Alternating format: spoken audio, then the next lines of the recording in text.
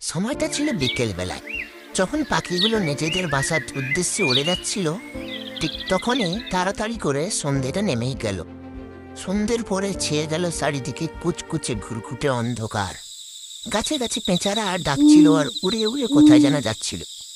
তার মধ্যে থেকে একটা পেঁচা উড়তে উড়তে একটা বাড়ির দিকে রওনা হলো। পেঁচাটি উড়ে গিয়ে একটা বাড়ির ছাদে গিয়ে বসলো। পেঁচাটা এদিক ওদিক দেখে নিজের ডানা ঝেড়ে চারিদিকে তাকিয়েছে। দূর থেকে শোনা গেল একটা শিয়ালের আওয়াজ। শিয়ালটা নিঃস্বার্থে ডেকে চলেছে। ঘরের ভেতর থেকে বাদুর গড়ি ছনছনিয়ে উড়ে এলো। কোথাও যেন তারা আপন মনে চলেছে। হঠাৎ ঘরের ভেতর থেকে একটা কালো ছায়ামূর্তি নাচতে নাচতে কেমন করছে তা দেখে পেলে একটা ঘরের ভেতরে থাকা ডাল। ওই ডালটা দেখে আনুমনে কি যেন বলতে লাগলো, কিন্তু ওই ছায়ামূর্তিটা নিজের মনে নৃত্য করে চলেছে। হঠাৎ দেখা গেল একটা কঙ্কাল আপন মনে নাচছে।